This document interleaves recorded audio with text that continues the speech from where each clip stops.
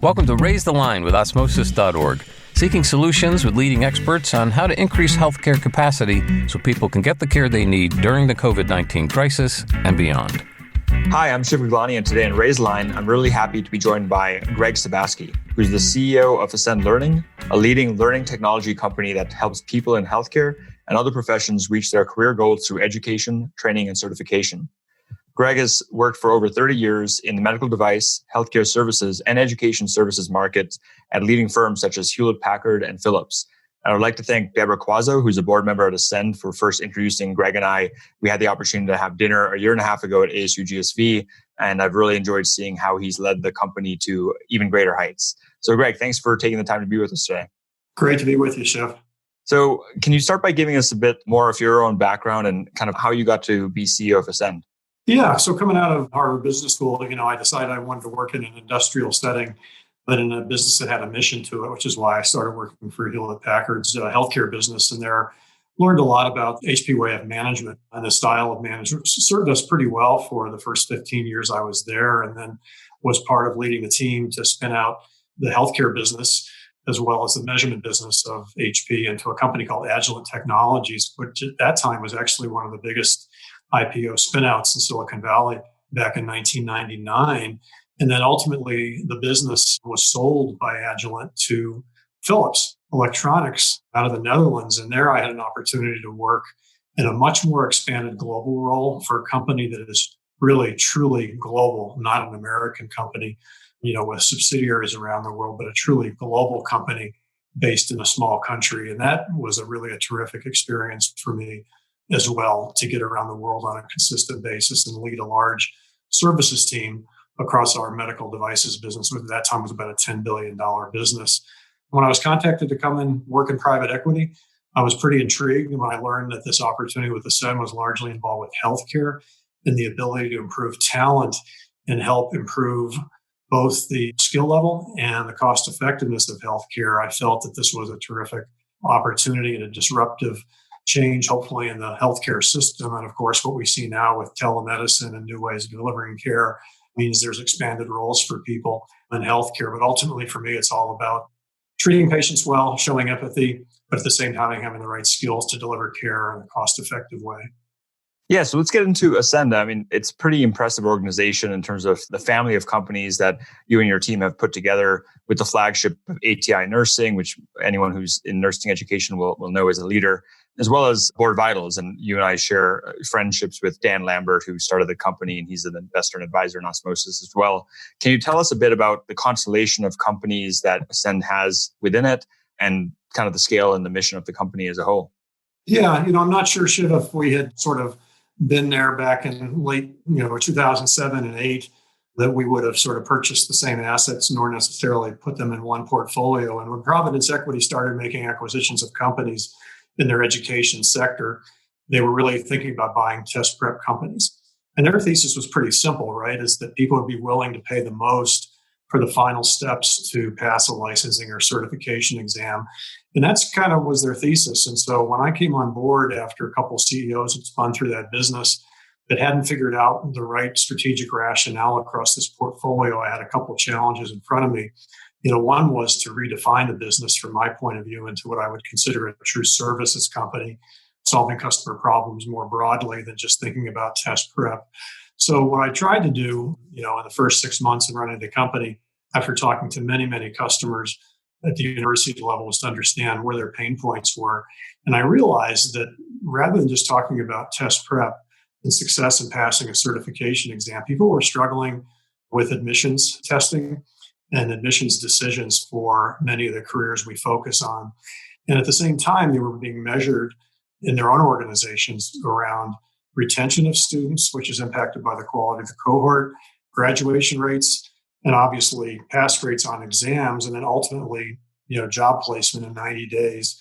And I just felt from a services perspective that I needed to redefine the business, not around test prep, but around the entire chain of activities from admissions testing to getting a job that you could be productive in and have a low churn rate and a high retention rate for employers. So That was the really sort of recipe, if you will, for the business. And the next thing I had to decide was, were we in the right verticals? Do we have the right level of skill to go deep in certain areas, utilizing the nursing model to do that?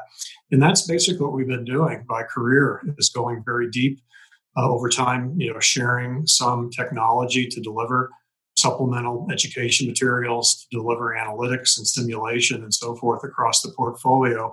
And everyone leverages those tools a little bit differently to solve their customer problem.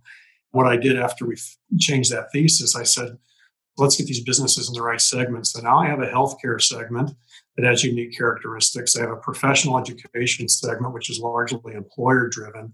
And then I have a large direct to consumer business today in fitness and wellness, where we see emergence of wellness in a fairly significant way, to the extent that we now direct our training to a lot of what I would call prosumers, people that want to become more educated about nutrition, fitness, and exercise, but who really aren't necessarily going to be in the business of personal training, but just want to know these skills for themselves. So I think we're at a good nexus right now across those three segments, and there could be more in the future. So we just continue to watch the emerging job categories, and we try to then go to those new areas. One that's emerging now is cybersecurity, where we have the leading program for cybersecurity training. Well, there's certificates associated with that activity as well. And the decision for us is, do we go the academic route or do we go the employer route, or both? So that's a little bit about the magic sauce for Ascend. That makes a lot of sense. I really love how you've articulated the journey of the learner, where it isn't just a point in their life, pass a licensure exam. It's from getting into the program to getting a meaningful job.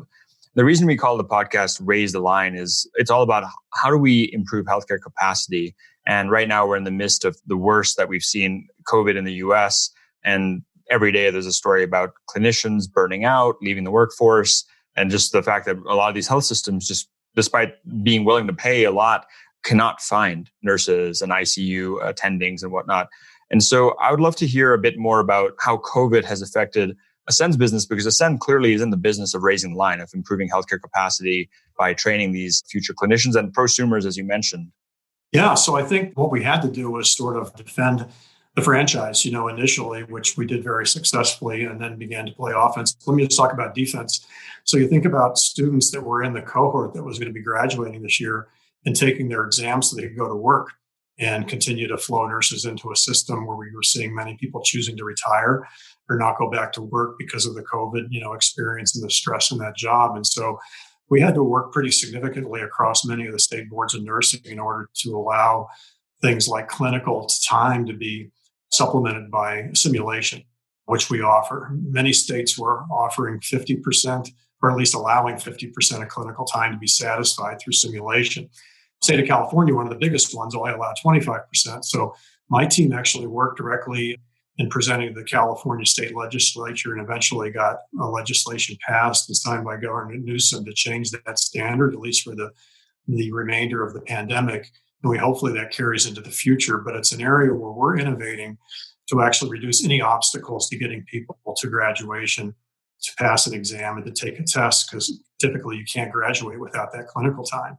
So that was sort of a key pain point for most of our customers. And as a result, we satisfy that need so well that even customers who weren't buying from us today got to see what we could do, and then began to talk to us about signing up for our services in the fall. And we had a tremendously successful fall selling period to increase the number of students in nursing. So that's something we did in the short term just to keep the flow of nursing going. And at the same time, what we've tried to do with our larger institutions, if you take Adtalem as a customer that's now focused on healthcare with its Chamberlain nursing program, was one of the largest, or West Coast University, which is a private educator that's also large in nursing.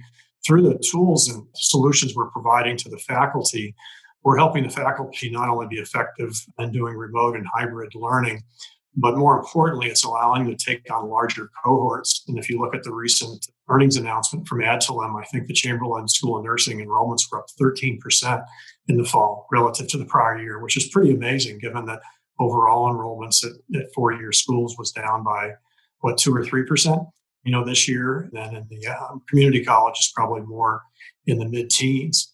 And so I'd like to say that I think our solutions have helped our schools actually expand the number of slots, because we know for a long time that the number of nurses graduating is probably 50 to 75,000 too few just to fill the number of openings that come every year due to growth in the market or due to churn in the market. We're trying to address that directly. So I'd say that's our biggest contribution, just getting more people through the pipe that can perform effectively. Those are some fascinating statistics. We had Kathy Bowden-Holland from Adtalem as well on Raise the Line. So it's great to hear that you all work with them. Especially, they're very exciting org, given that they just bought Walden, as you know, and it'll be very interesting to see what they do. We work with AUC, one of their Korean medical schools right now. So, you serve a lot of different professions. You already mentioned cybersecurity is a very quickly growing one. There's a lot of interest in it. What healthcare professions are you seeing the most growth in? And given that COVID's happened, what else do you think, is there going to be a telemedicine certification or a specific job that you guys are looking into? Where do you see the growth? Yeah, I'm glad you asked that, Shiv, because we have another business, the National Health Career Academy, that focuses fully on allied healthcare positions. So think about non-degreed positions. That business has grown, probably in the mid-teens for 10 years or more, and it's actually accelerating its growth because we've been able to sort of bring in maybe 2 to 3 new certifications every year. And some of them are sort of add-on credentials. So last year we rolled out team-based care. We rolled out a more involved pharmacy tech or pharmacy assistant product. And so we continue to focus on those expanding roles. We haven't played as much in the subacute space, where a company called Relias has been very successful, as you know, in the nursing home and the assisted living space. But we are looking more at the employer markets. A little bit of a disruption this year in the allied health space because of the community college challenges, as well as with organizations like Job Corps and some others that are government funded. There's a number of allied health programs that require on-premise or on-site programs, and actually they decided to shut down back in March, and some of them won't reopen until this March or April. So there's been a little bit of a disruption in that market, but we're actually, climbing back fairly successful. But I would say in all the non-degree positions, everything from nurse medical assistant to pharmacy tech, and you can imagine they're growing quickly. Team-based care is one we've been focused on. And then telemedicine, we just finished an evaluation on a telemedicine course that would not just be offered to allied health professionals, but also to nurses and nurse practitioners. And so I think anything we can do to improve the ability to deliver care remotely or teach people about self-care and about compliance, which is where our Cognito business, which teaches many clinicians about behavior change, can help people be more compliant with a weight reduction or obesity reduction behavior or meal plan, or for diabetes management. And we think those things are going to become incredibly important to reduce the level of chronic patients that need to access the system. Yeah, it's a pretty exciting time given not only the scope of practice changes that are happening, because even if all medical and nursing schools were to double their enrollments now, we'd still have a shortage, in 5 to 10 years. And so it's important that we have, everyone from medical scribes to wellness coaches trained up, and ultimately the consumer. Several of the people we've had on Raise the Line have talked about the need for patients to take a more active role in their own healthcare. We had Eric Topol, who literally wrote the book called The Patient Will See You Now. And then we also just recently had Marcus Osborne, who runs health for Walmart, which is obviously scaling out his healthcare clinics and hiring a lot of people to do everything from medical assisting to nurse practitioner. So I think it's really smart how you guys are positioning Ascend to be able to provide that constellation of training, given the adjustments that COVID has forced in the healthcare system. Speaking of COVID in the healthcare system, before Ascend, again, we mentioned you've worked at some really amazing companies like Philips and Hewlett Packard, and you've seen a lot of healthcare over the past 30 years. What are some lasting changes you think will happen to the healthcare system as a result of COVID? What do you think we should expect to see over the next 5 years? I think the continued disruption around different ways to access care, so with telemedicine will stick, maybe at a 30% rate, from what I've read, as opposed to people needing to go into the offices. And it reduces so much friction, right, of people actually accessing care and having, physicians review their blood work and so forth, that they could also do much more conveniently than they have today. So my hope is that the expansion of blood labs and things will actually give people faster access. They have to share that information with their primary care providers. That's an important one for me. I think I continue to think reduction in chronic care incidents will increase. If you look at companies like Livongo and others that are innovating, in this area, will be important. I think I already have seen a pretty big step that people have on a realization that obesity has been a huge issue as a comorbidity for COVID. And I think you're going to see a lot more seriousness about people following, the scripts and the recommendations, or actually even entertaining going to an obesity clinic if those services can be provided remotely from your home. And then the third one I think you're aware of that I know Andrew Dreyfus at Blue Cross Blue Shield in Massachusetts talks a lot about is better access to mental health care. Such a thing that's so undiagnosed in the US, and with paraprofessionals, behavioral health therapists, and other ways to diagnose, I think, remotely.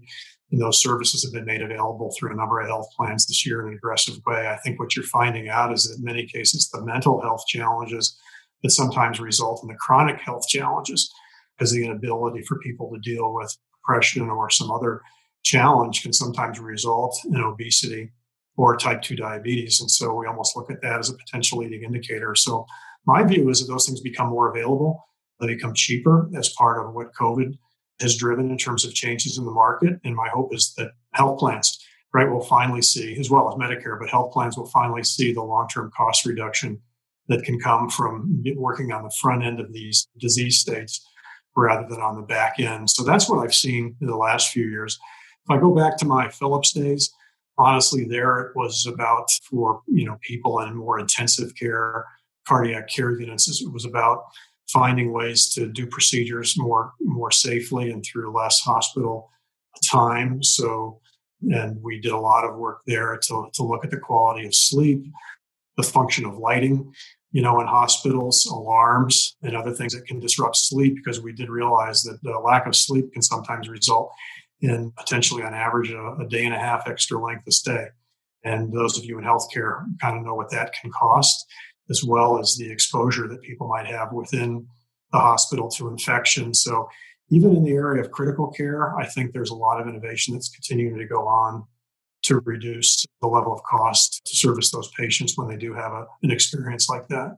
That's a really good point, and interesting, like whether it's the primary to tertiary care, as you've mentioned, some of the changes that are happening, and how some of these macro trends of consumer-centric healthcare, as well as things like aging in place or care at home, which I know has been a major trend over the past few, not just telemedicine, but care at home, where the clinician will come to you, is a really interesting, and hopefully will come back in a big way as a result of COVID. I have two last questions because I know we're coming up in time. The first is, given that our audience is millions of current and future healthcare professionals at Osmosis, I'm curious, what is your advice to someone considering a career in healthcare, or in general career advice that you'd give them about meeting the challenges of COVID and beyond? Well, I wrote down a couple of things as I thought about this, and perhaps given more time, I might have some more things to say. But one of the things I do know about is a little bit more about value-based care, based upon some of the work I've done before, and the enhanced, reimbursement for outcomes, but obviously patient satisfaction as well. And so when we bought, Cognito, a kind of a behavioral health company that allows physicians, nurses, allied health professionals sort of to practice having conversations with patients and their families and so forth, to me, the thing that comes forward is the word empathy. I think that to the extent that all the people working in the clinical environment can, through some training, be able to show more empathy in their healthcare practices, that carries a lot of weight. And I'm thankful to see that it's now reimbursed differentially through some of the measurements that have been put in place, both for government payer and for private pay. And the other is just, an appreciation for the economics, right? The economics of care. I know physicians don't always want to hear that because they'd like to be able to do what they think is, necessary in all cases to take care of the patient. That's their sworn oath, and I agree with that. But some recognition of value-based care, that they're part of a system that can only survive with some recognition of the trade-offs that need to get made. And I think that COVID, in some respects, has resulted in fortunately or not, right, some better recognition of the trade-offs. And then, I think even for things like end-of-life care, which now has become something you can actually discuss, with patients and families and be reimbursed for, is another element that requires both empathy, but also an understanding of the economics of healthcare. So those are probably the two that come to mind. Yeah, I think that's great advice. And if there's a book recommendation I would give to the audience, and you, if you haven't read the book yet, it's The Long Fix by Vivian Lee. Vivian was a Raiseline guest, and she ran University of Utah and now is president of health platforms at Verily. And it's an excellent book. One of the chapters is about turning patients into co-producers of their own health, similar to what some of the things you're talking about, empathy, shared decision-making, and those kind of things that I know Cognito does a great job of helping clinicians develop that as well. So what other parting words would you have for our audience? Anything they should know about you, about Ascend, about healthcare in general? Anything you want to share? Just think about us as being sort of an accelerator, right? An accelerator for knowledge. It may not shorten your program, because typically you're still going to be in a 4-year BSN program, or you're going to be in a UME or GME program when you're in medical school. But we like to think that sort of we accelerate the knowledge, the ability to get to a point where you're going to be comfortable taking your certification licensing exam and passing it and reducing that anxiety, and hopefully giving you some practical skills through simulation, clinical reasoning, which now is being added to the nursing licensing exam. So we're going to be kind of a leader there and offering clinical reasoning to respond to those cases, and just to be a better employee. So the early churn for professionals, right, in these healthcare settings is lower than it has been, because I think we've seen consistently for nursing, the churn rate in the first year could be upwards of 70%. If you're not actually in the right place, some people really aren't cut out for ICU work, at least initially, right, versus maybe working in a nursing home or somewhere else. So we try to help people do that as well. So that's a little bit about Ascend, and then the other things, I think, for those of you who are working in technology companies or even in healthcare technology, try to service customers, I think, I always tell people that they need to continue to work on their critical thinking skills, because there's so much information coming at us today, but being able to discern what's real, what's not real is important. And I can't remember who said it once, that everybody in their life should actually take a statistics course at some point in their life to be able to understand and differentiate information that they're seeing, and understand whether a clinical study or a peer review, and it has the quality that you'd expect it to have before you're relying on it to make decisions, whether you're a consumer, a patient, or a caregiver. So that's another one that I actually guide people towards pretty strongly. Yeah, I couldn't agree more with that. I mean, I was shocked with the level of statistical knowledge even we had at Hopkins in med school in the first year. We also just recently had KX Jing, who's the head of health for Facebook. And it was fascinating hearing some of the challenges that they're facing, trying to quash misinformation. Just people don't read, they just read the headline and they don't validate even the source, let alone the statistics within that source. So I think that's great parting words and advice for our learners. And with that, Greg, I would like to thank you again, not only for taking the time to be with us today, but for your leadership of Ascend and what you and your team do every day to raise the line and improve healthcare capacity. Well, thanks, Shiv, for the opportunity. I think, as you know, you and I and others in this space, we're all optimists, right? We're trying to make things better and do it in an intelligent way. And it's great to be part of this entire, ecosystem. So thank you for the opportunity. And with that, thank you to our audience for checking out today's show. Remember to do your part to flatten the curve and raise the line, since we're all in this together. Take care.